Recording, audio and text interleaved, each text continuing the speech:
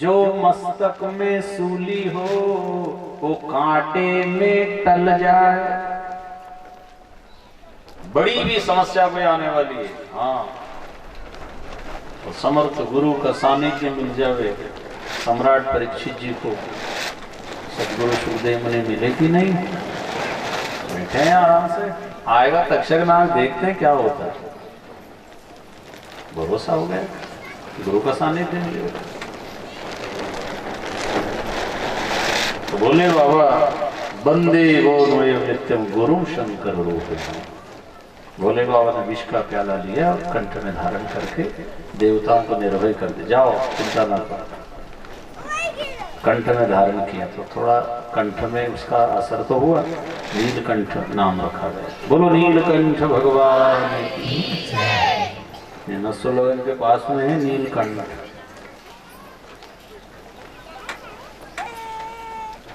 देवता लोगों ने भोले बाबा तरफ देखा, गजब कही साहब, जिसकी गंध से हमको घबराहट हो उसको इन्होंने गले में रख लिया। वाह, क्या सुनाना चाह रहे हैं भोले बाबा, क्या संकेत कर रहे हैं। अगर कहीं घर परिवार में ऐसा वातावरण बिगड़ जाए और जहर घुल जाए, घुले कभी कभी, महीना 2 महीना 6 महीना 12 महीना घुले कि देरानी जेठानी पड़ोस कई परिवार बंटवारा तेरा मेरा, वो तो घुले ही है। एक कोई महादेव घर में तैयार है ना, हाँ, जब भूले ना कोई बात बिगड़े तो कोई ला मारा माथे है तो सबकी जान बच जाएगी, सब सुखी हो जाएगी। कोई क्या कहते हैं, कभी कभी कई गांव में बोलते हैं तो तुम जहर पियो, तो बोलते कैसे। और कोई भी मैं बहुत जहर पी रहा हूँ, हाँ, फिर जहर पियो और जिंदो।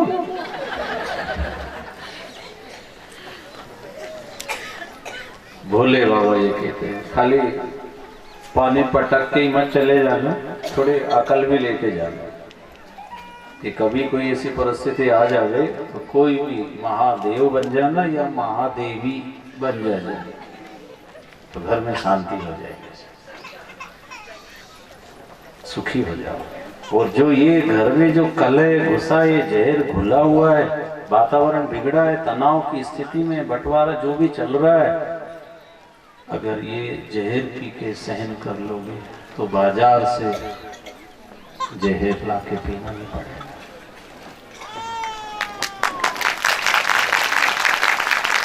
चाहे बेटा हो, बेटी हो, बहू हो, पति हो, पत्नी हो, भाई हो, पिता हो, माँ हो, इसलिए ऐसे आयोजनों में भाई बहनों जरूर सबको लेके आया करो। हाँ, कब किसका मन बुद्धि खराब हो जाए कुछ नहीं कह सकते। ये यहाँ से जो एंटीबायोटिक जो मिले ना, ये बहुत आराम देगा आपको। ये ट्रीटमेंट है ना, आपको हल्का कर देगा, ये जीना सिखा देगा। भोले बाबा ने यही बात समझी कि ये तो सब देव रह गए और मैं महादेव हो गया जहर पी के। इसलिए जो घर के वातावरण को सुधारने में मदद करता भाई बहन, उसका बराबर आदर करा करो, है ना। जो बड़े हैं घर में, छोटा भी बड़ा जैसा काम करते हैं कई जगह, छोटा बहुत सहन कर रहे हैं, हाँ सहन करो, उनका आदर सत्कार करो, उनमें कोई कमी मत देखो, मिस्टेक मत देखो, उनका आदर सत्कार करो। जो घर निभा के सहन करके जो चला रहे हैं ना, चाहे वो बेटा हो, बेटी हो, बहू हो, पति हो, पत्नी हो, और हैं वो यहाँ भी बैठे हैं जो कह रहे हैं मैं बहुत सहन करूं, हाँ नहीं तो अब तक तो, हाँ, पर सहन कर रहे तो परिवार भी चल रहा है, और थोड़े दिन और धक्का जैसे तैसे। अब अभी कहीं जल्दी मत कर जो कहीं हो तो कब तक सहन करेंगे, हाँ और थोड़ी देर और करोगे। या तो भगवान कृपा कर ही देंगे, सारी समस्या का समाधान हो जाएगा। ये आप जो सहन कर रहे हो, भाई या बहन जो भी गरीबी बंटवारे में बोली भी सहन कर रहे, कि बहुत खोटा बोलते हैं, अकल ही नहीं होगी, ऐसा बुरा बुरा बोलते। माँ को सास बोल दे, कई सास को भी, हाँ यहाँ की बहू तो अच्छी है, कई जगह ना बहू भी ऐसे टिका है, 100 सुनार की। हाँ ये तो वह टिच करे और उन्हें जो उठाया अच्छा घन।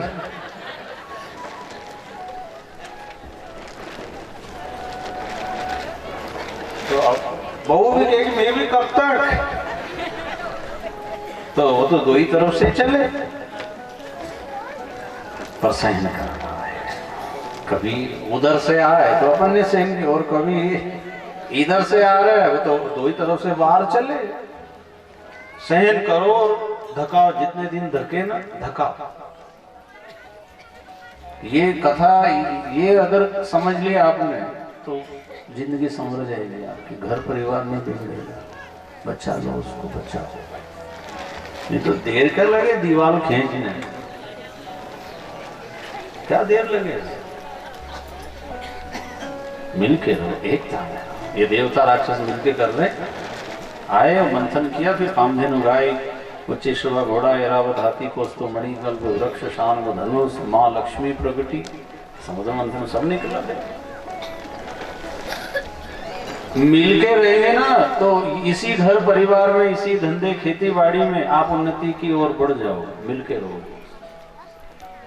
मिलकर एकता बनाने में सहयोग करो। माना कि ये कठिन काम, बहुत मुश्किल है। यहाँ बैठ के मुंडा हिलाने में लगे क्या, ऐसे ऐसे रहो, पर जिनके साथ बीत रही है वे जानते हैं बहुत कठिन है दादा।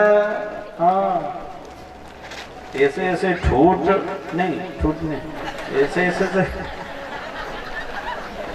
तस्का मसनी हो, दुनिया इधर की उधर हो जाए और फिर आप के खुश होते रहो, तो कैसे निभे यो संग सतगुरु, कैसे निभे, कैसे निभे यो संग ओ सतगुरु, कैसे निभे, अब कैसे निभे यो संग सतगुरु, कैसे निभे, कैसे निभे यो संग ओ सतगुरु,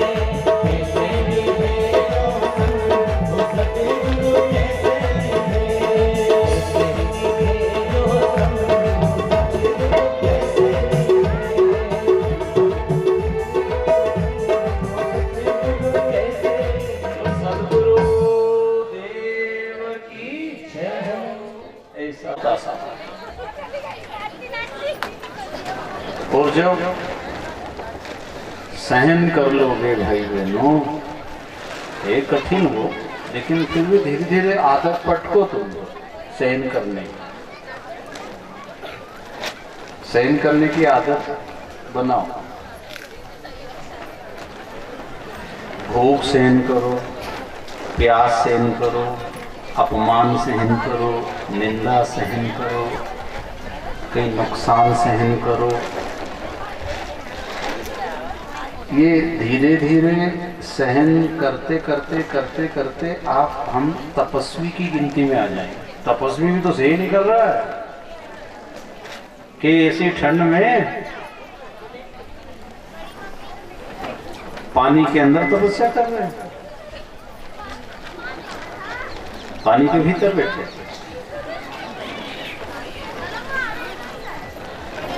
गर्मी के दिनों में आपने देखा होगा धोनी तापते हैं। पहले ही तो बैसाख की गर्मी तप रही है और आसपास कंडा जला लिया उन्होंने और बीच में बैठ गए और ऊपर खप्पर और उसमें भी धधक रहे, धोनी ताप रहे। क्या क्यों ऐसा क्यों कर रहे हैं? सहन करना सिखाते हैं। सहन करो। तो कहीं गरीबी है, सहन करो। सहन नहीं करोगे तो चोरी करना पड़ेगा। तो गरीबी सहन कर लोगे, मेहनत पुरुषार्थ जो मिला है ईमानदारी का उसमें गुजारा करो। सहन करो, जो उसमें गुजारा करो।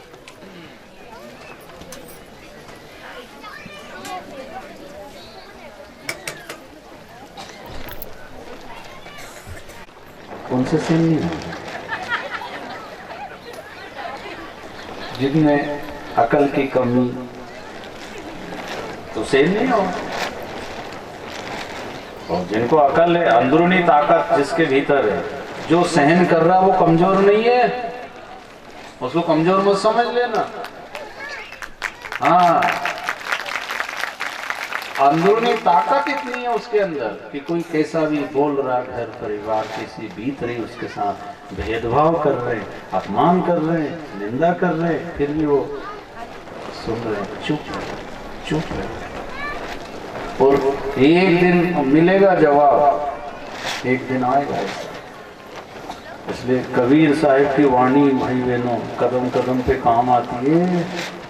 दुर्बल को न सताइए, जाकी मोटी हाय,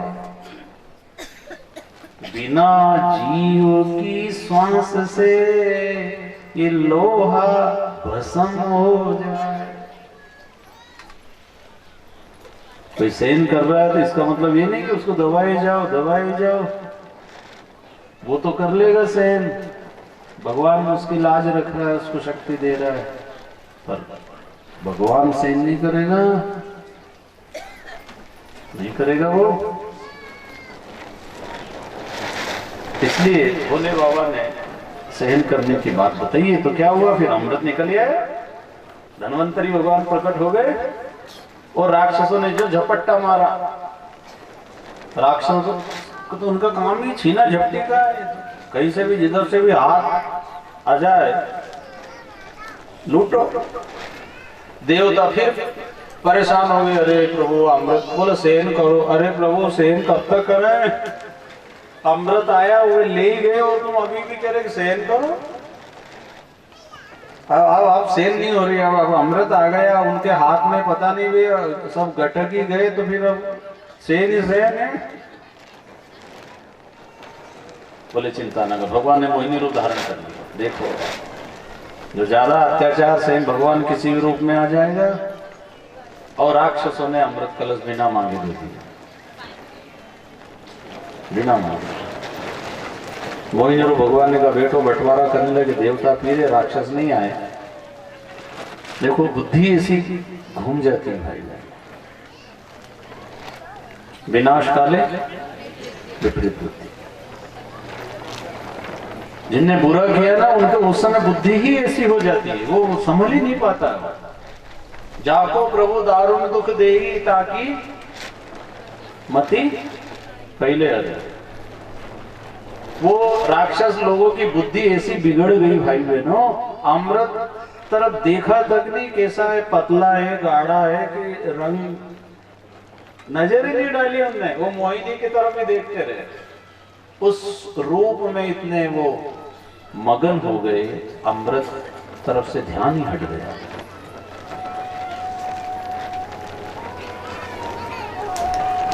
इस संसार में मोहिनी माया ऐसे ये प्रपंच है, भगवान तरफ ध्यान ही नहीं जाता। वो तो ऐसे आयोजन हो जाए कि भगवान कृपा कर दे कि थोड़ी बुद्धि आ जाए, और ऐसे आयोजन हो तो हम थोड़ा संसार से बचे और बैठ जाए।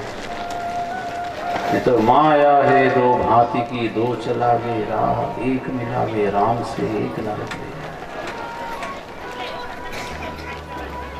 राम नाम कड़वा लगा, प्यारा लागा दाम, और दुविधा में दोनों गए, माया मिली ना। तो राक्षसों ने देखा, सब अमृत पी गए, और बाद में मोहिनी भी गायब, अमृत भी गायब। अब ढूंढे तो हो गए, मिले, भागे फिरे ना मिले, देवता राक्षसों का संग्राम हो गया, युद्ध हुआ। राक्षस लोग पराजित होकर करांज रहे, दुखी मृत अवस्था में घायल पड़े। देवता अमृत पी के टकार लेके और स्वर्ग में पहुंच गए। अब ये रो रहे, इनके गुरु आए शुक्राचार्य, अस्ताचल पर्वत पर ले जाकर संजीवनी जड़ी बूटी होश में लाए और इनसे फिर पवित्र कार्य कराया। अब तो होश में आ जाओ पागल हो, अमृत तुम्हारे सामने बैठा, पिया नहीं तुमने, और तुम्हारे हाथ में था। हाँ, हमारा हाथ में था। तो मूर्ख हो, फिर पीने में कितनी देर लगती, गटकने में। पहले अमृत पी ले, फिर बाद में कर लेते दूसरा काम। बस माया ऐसी अटपटी, सब घट आन अड़ी, किस किस को समझाऊं, या कुएं में भांग पड़ी। एक जैसा नशा है सब, कोई अच्छी बात समझाए भी ना, कोई कहे भी तो समझ में नहीं आती। माया का नशा में कौन सुने। धन संपत्ति परिवार में ये ज्ञान की बातें जो है ना, हजम नहीं होती, समझ में नहीं आती। क्योंकि वो नशा में कोई को समझाओ भी, ए तुम मत पिया करो, क्या समझते हो। तो अब वो पहले ही तो उसमें है, और उनको समझाने जाओ, कोई माने। ये नशा जब तक नहीं उतरेगा भाई, ये आप हम सब यहाँ बैठे हैं ना, हाँ, तो वो उतरी हुई है। हाँ, इसलिए हम बैठ के थोड़ा सुन रहे हैं। अगर वो हावी हो जाए, मनी नहीं लगे, पटक दे, उठा, कितने आए और कितने बीच में ही सटक जाए, कोई ठहरे। नशा वाला कोई एक जगह रहे,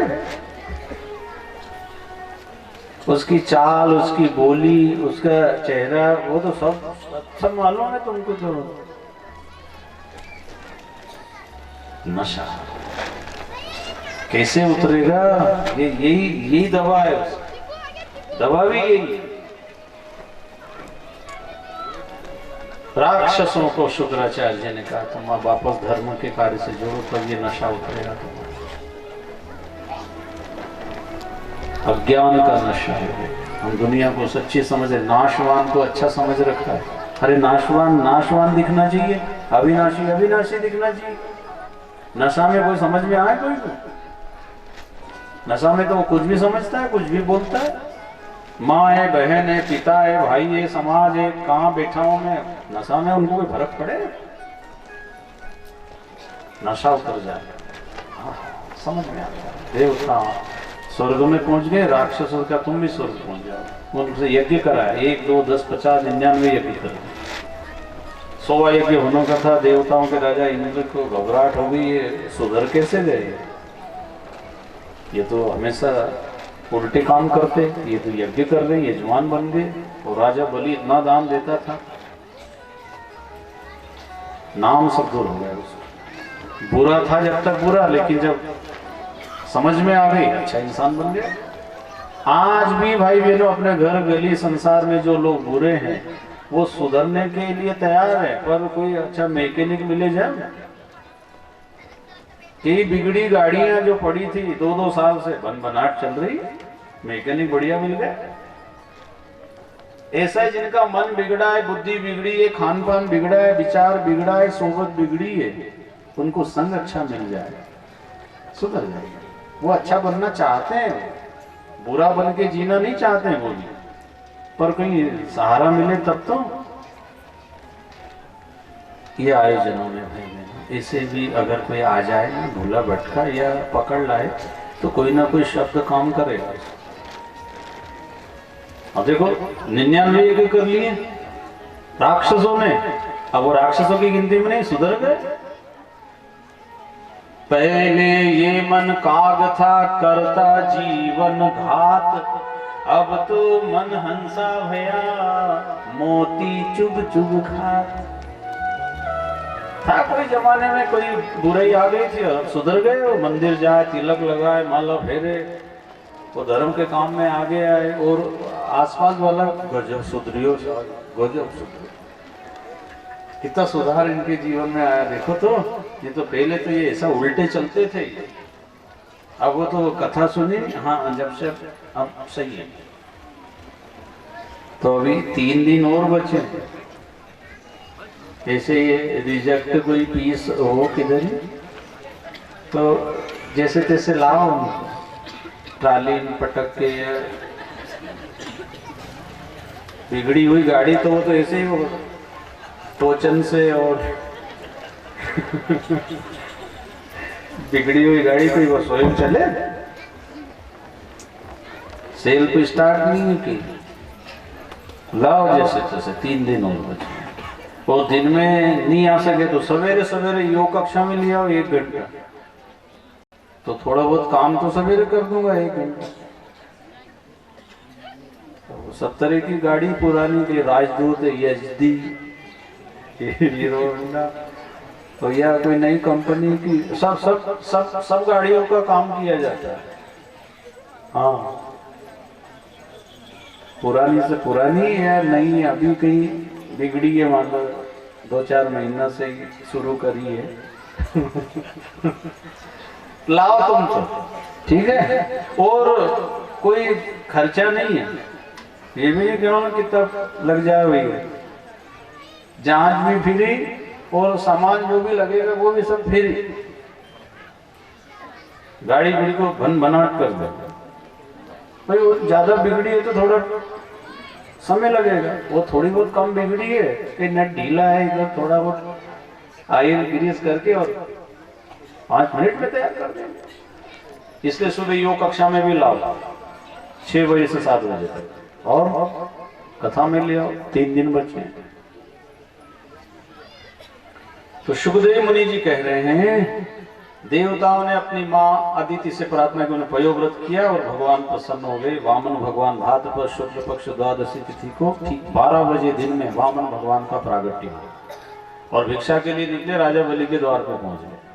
देखो क्या बात सुधरी उसकी, बिगड़ा था जब बिगड़ा, आज भगवान द्वार पे आ गए भिक्षा लेने के। थोड़ा अंदाज लगाओ कितना सुधार आ गया उसमें, भगवान द्वार पे मांगने आ गए। और कहा 3 पग भूमि का दान करो। गुरु शुक्राचार्य जी ने कहा भाई ये साधारण नहीं है, तो जानता है? बोले हाँ। कौन? बोले वामन। अरे ये वामन है ना तिरपन, ये ब्रह्मांड के मालिक है और तेरा सब छीनने तुम मना कर दो। ये दिखने में छोटा है पर इससे बड़ा कोई है नहीं और ना इससे कोई छोटा हो सकता, इसको सब कला मालूम, तुम मना कर। राजा बलि ने कहा नहीं मना नहीं करूंगा।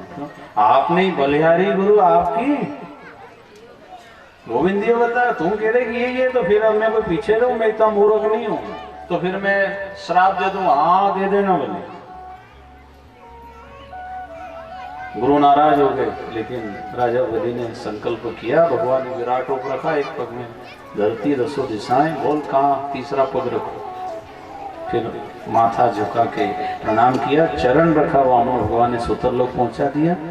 और राजा बलि बड़ा दुखी, मैं स्वर्ग जाना चाहता, आपने पाताल भेज दिया। तुमने दिया तो बहुत, लेकिन अभिमान में दिया। तुम देने वाले होते कौन हो? हमें भक्ति का अभिमान, दान का अभिमान, तपस्या का अभिमान, अच्छा काम करते उसका अभिमान, सेवा का अभिमान, ये नहीं होना चाहिए। तुमको बुद्धि देने वाला, शरीर देने वाला, समय देने वाला, साधन देने वाला परमात्मा है। और बीच में हम खड़े हो, हमने दिए, किधर से दिए? अरे देनहार कोई और है, जो भेजत है दिन रैन, लोग भरम हम पे करे, ताते नीचे ने। कभी बड़े बन के नहीं करो कोई काम।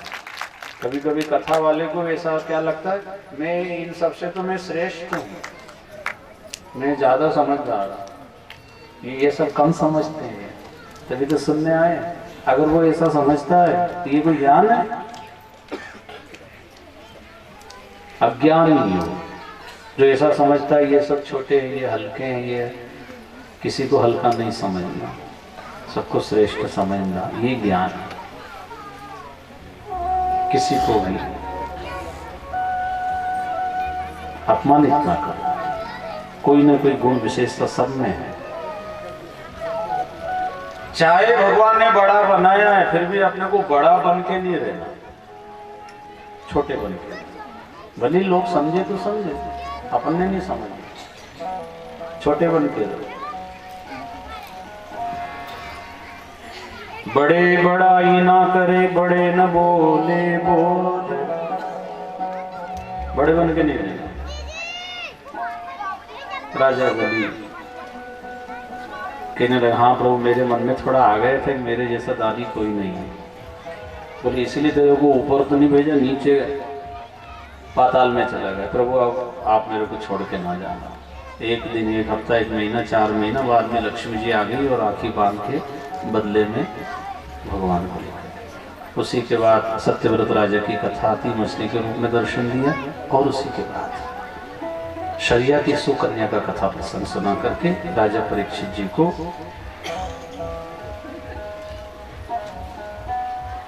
महर्षि च्यवन की कथा सुनाई।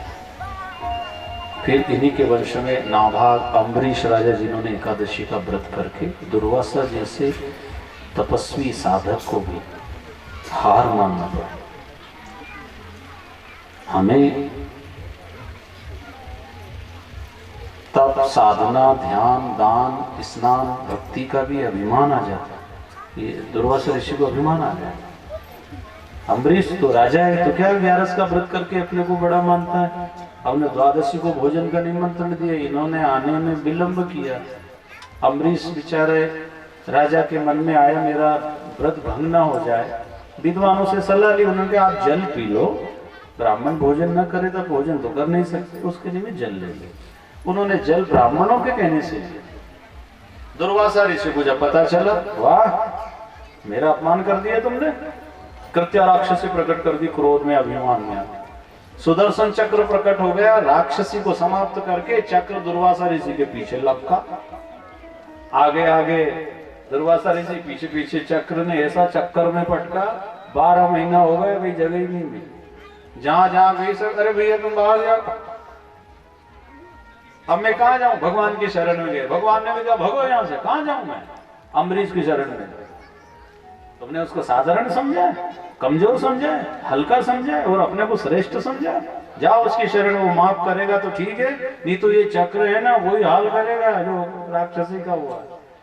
उनकी धड़कन बढ़ गई दुर्वासा की, अब कहां जाऊं? अम्बरीश की शरण में आए और हाथ जोड़ के कहने लगे, राजा मैं पहचान नहीं सकता। अरे अरे गुरुजी, आप मेरे हाथ जोड़े, उल्टी गंगा मत बहाओ, आप पधारो। अरे भैया क्या पधारो, ये चक्कर मेरे पीछे पड़ा हुआ है, थोड़ा ये इनको शांत करो। अम्बरीश राजा ने स्तुति करके सुदर्शन चक्र को शांत किया, वो रुक गया। अम्बरीश राजा को देख के दुर्वासा भी कहने लगे, मैं अभी तक तपस्या का अभिमान था, आज समझ में आया किसकी कितनी भक्ति साधना है, कैसा जीवन है, हम नहीं पहचान सकते। इसलिए किसी का अनादर ना करो, किसी को ऐसा ना समझो ये ढोंग कर रहे हैं, ये दिखावा कर रहे हैं, उसका वो जाने, अपने को नहीं बोलना, चुप रहो।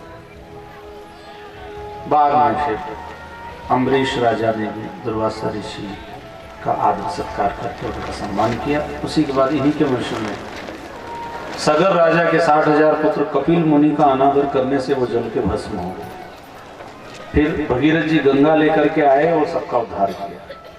फिर इन्हीं के वंश में खड़वान, दीर्घा, रघु, अज और दशरथ और उनके भगवान राम, लक्ष्मण, भरत, शत्रुघ्न के रूप में अंशावतार लेकर आ गए। उस समय रावण बड़ा अभिमानी था, अहंकारी। राम जी ने रावण का अंत करके राम राज्य की स्थापना की। अब आया द्वापर युग में कंस का आतंक, अभिमानी। हर युग में कोई ना कोई ऐसे खुरापात करने वाले आते थे और परमात्मा कहीं ना कहीं किसी रूप में प्रकट होकर उनको ठिकाने लगाते थे। अब कंस मथुरा में आया और इतना अत्याचार, शास्त्र के विरुद्ध आचरण करता था। मतलब नाशवान को इतना महत्व दे दिया, अविनाशी तत्व को जानने के लिए कभी उसने कोई नहीं किया। धरती मां गौ रूप धारण कर देवताओं के साथ परमात्मा से प्रार्थना की और कहा चिंता ना करो, वसुदेव देवकी के यहाँ पर 8वां पुत्र कंस का काल बनकर आऊंगा और मौत के घाट उतारूंगा। सब प्रतीक्षा कर रहे हैं। आया समय, वसुदेव देवकी का विवाह हुआ और कंस जब विदा करने जाता है आकाशवाणी का पापी, तो जिसको विदा करने जा रहा है इसी का 8वां बेटा तुझे दुनिया से विदा कर देगा। तूने हमेशा पाप अत्याचार किया है, तेरे पाप का घड़ा भराने में देर है पर फूटने में देर नहीं लगी। बचे तो पाप से बच, मौत से तो नहीं बचेगा। आकाशवाणी सुन के घबरा गए। देवकी को मारना चाहता है, ना रहेगा बांस ना बजेगी बांसुरी। तलवार निकाली, वसुदेव जी ने हाथ जोड़े और कहे दादा इसको ना मारो, हल्दी भरा शरीर है। वो नारी के ऊपर हाथ उठाना जानता है कायरों का काम है। अरे नारी का तो सम्मान होता है।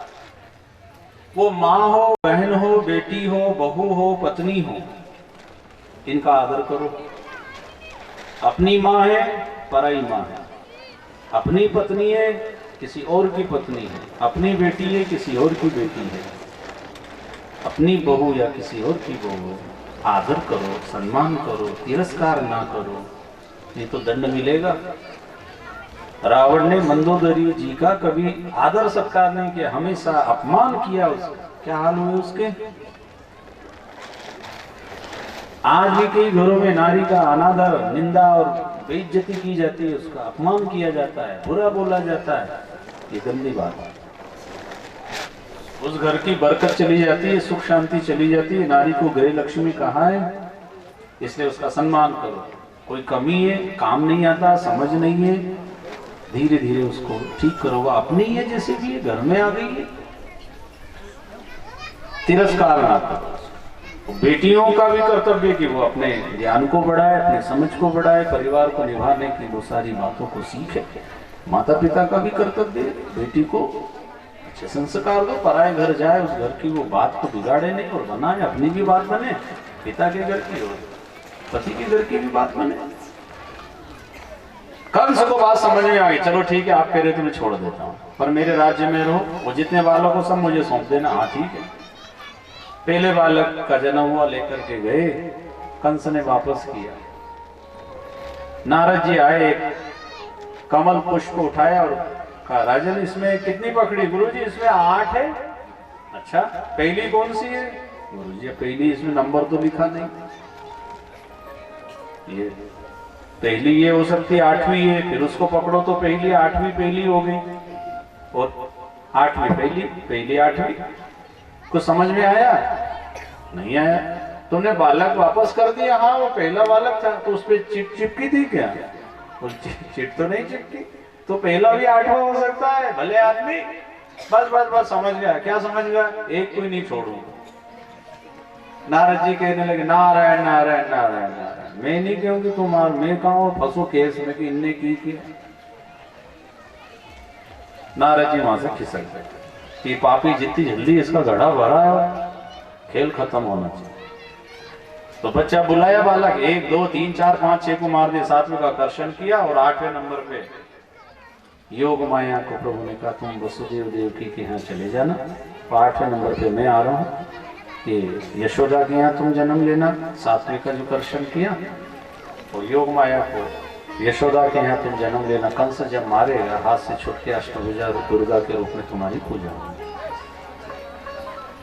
8वें नंबर पे कंस ने पहरेदार बढ़ा दिए। आया समय भाद्रपद अष्टमी तिथि आधी रात को जेल में चतुर्भुज रूप में भगवान ने दर्शन दिया।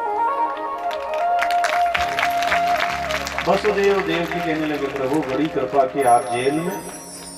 बोले जहां मेरे भगत होते हैं, या वो जेल हो या महल हो या जंगल हो, मैं तो सब जगह प्रकट होकर के उनकी रक्षा करता हूं। तुम चिंता ना करो, मैं बाल रूप में आऊं, मुझे यहां से यमुना पार करके और गोकुल में नंद भवन में छोड़ देना और वहां कन्या जन्मी लेकर के आ जाए। प्रभु बाल रूप में आए, सूप में लिटाया और जैसे ही चले दरवाजे खुल गए, पहरेदार सो गए। आगे निकलते हैं, मंद मंद वृष्टि हो रही है, बिजली की चकाचौंध से रात में प्रकाश रास्ता दिखाई दे रहा है। बिजली भी ऐसे टाइम टाइम से चमकती थी ताकि आगे रास्ता दिखता रहे। जैसे ही यमुना में प्रवेश किया, यमुना उफान आए, प्रभु ने चरण छुआया और जैसे ही गोकुल गांव में प्रवेश किया तो नंद भवन के दरवाजे खुले मिल गए। अंदर प्रवेश किया, बालक को सुलाया, बालिका कन्या को लेकर आए, यमुना पार कर मथुरा कारागार में प्रवेश किया और कन्या ने रोना शुरू किया।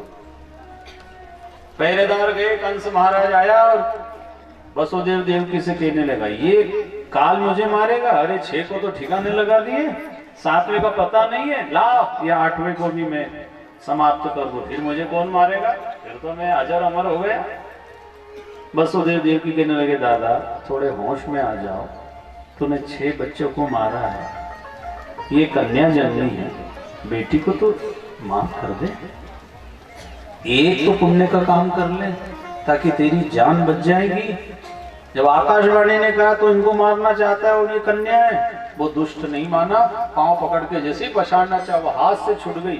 अष्टभुजा दुर्गा के रूप में कहा पापी तुझे मारने वाला तो पैदा हो गया, तो बच नहीं सकता। कंस की धड़कन फिर बढ़ गई, इतने सारे सब मैंने योजना बनाई और फिर भी मौत निश्चित। घबराहट बढ़ गई इसकी। नाशवान को कितना भी तुम बचाने की कोशिश करो, नाश ही होना है।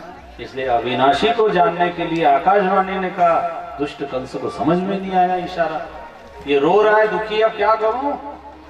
लेकिन भाई बहनों, ये राजा होकर सारी सुविधा होकर नाशवान में लगा, रो रहा है दुखी है, लेकिन गोकुल गांव में प्राकृतिक परिवर्तन, शीतल मंद सुगंध हवा बह रही है, आधी रात में कमल खिल गए, देवता लोग स्तुति कर रहे हैं, गाय रंभा रही है, बछड़े नंद भवन को घेर लिया, गो ग्वाल सब आ गए, ऋषि मुनि वेद ध्वनि कर रहे, देवता आकाश से फूलों की वर्षा, जय जयकार की ध्वनि। नंद घरा नंद भयो जय हो नंद लाल की, नंद घरा नंद भयो जय हो नंद लाल की, हे ब्रिज में आनंद भयो जय हो नंद लाल की, हे ब्रिज में आनंद भयो जय हो नंद लाल की, जय हो नंद लाल की, जय यशोदा लाल की,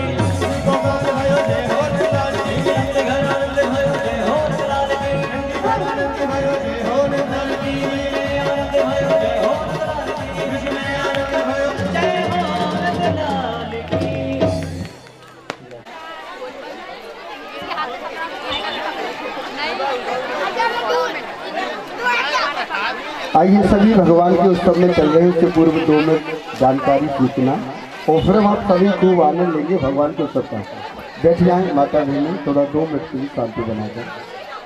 जब जन्म लेके आए तो गाय संत ब्राह्मण की रक्षा हेतु पृथ्वी का भार उतारने के लिए उस धराधाम को यहाँ पर आकर सभी को सुख देने के लिए भगवान ने यहाँ अवतरण लिया।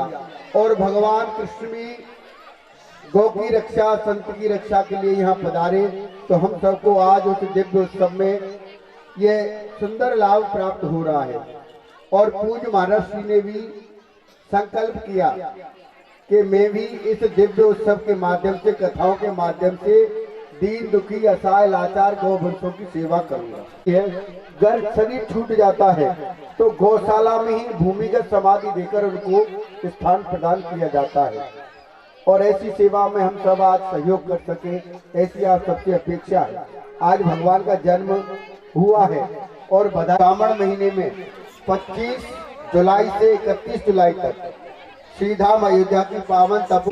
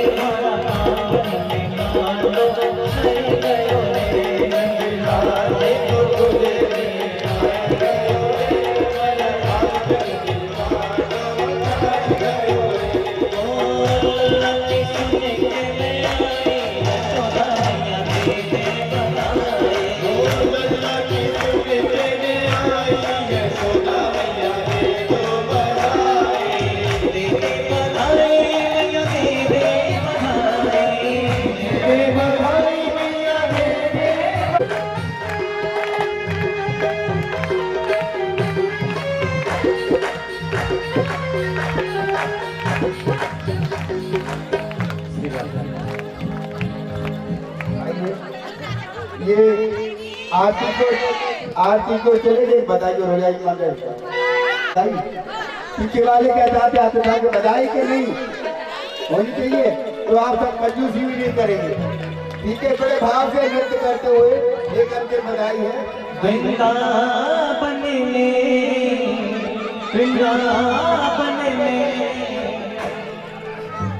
आज बंसी बाजे वृंदावन में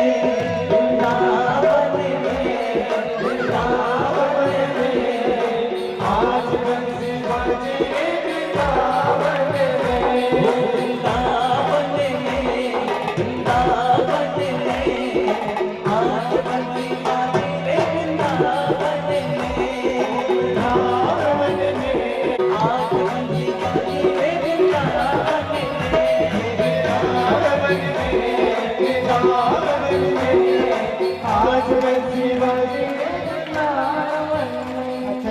बताओ, आपको आनंद आ रहा है?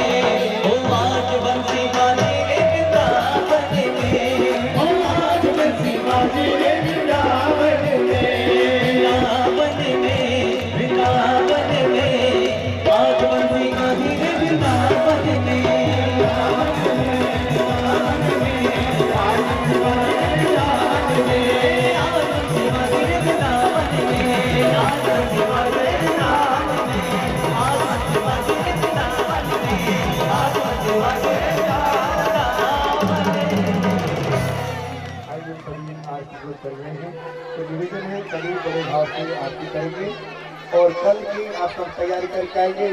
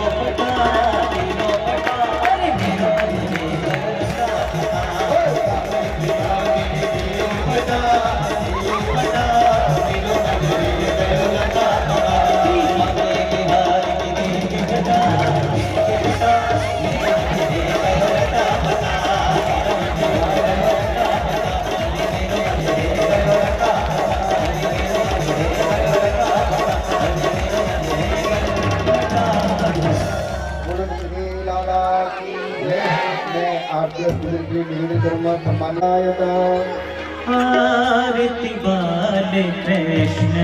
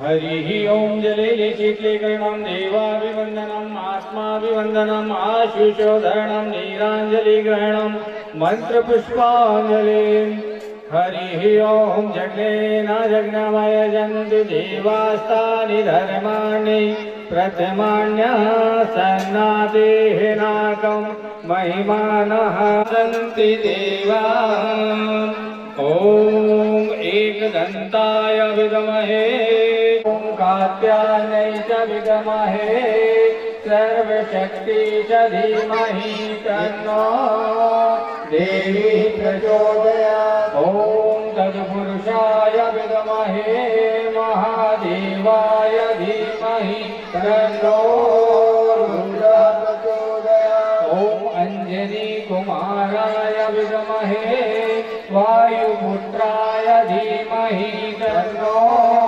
हनुमत् प्रचोदयात् ओम रुद्रदेहाय विद्महे मेकलकन्नकाय च धीमहि तन्नो शिवः प्रचोदयात् ओम नारायणाय विद्महे वासुदेवाय धीमहि तन्नो विष्णु प्रचोदयात् ओम देवकी नंदनाय विद्महे वासुदेवाय धीमहि तन्नो कृष्णः प्रचोदयात् नानासुगन्धपुष्पाणि यथा कालोद्भवानि च पुष्पाञ्जलिर्मया दत्तं गृह्णातु परमेश्वरः मंत्र पुष्पांजलि समर्पयामि।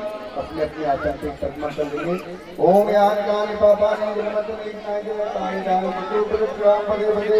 दोनों हाथ उठाकर बड़े भाव से जगह लगाएंगे। इसलिए भगवान की, श्री परीक्षित जी महाराज की, नंद के लाला की, लाला के बाबा की, समस्त ब्रजवासीन की, श्री वृंदावन धाम की, श्री गोकुल धाम की, श्री गिरिराज धाम की, धर्म की, अधर्म का, प्राणियों में विश्व का, जय जय श्री राम, जय जय श्री राम, जय जय श्री राम, नमः पार्वती पते, हर हर महादेव,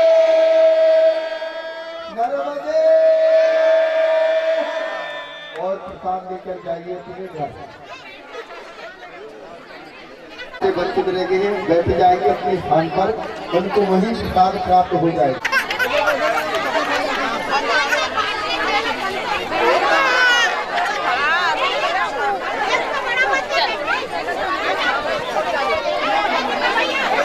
मत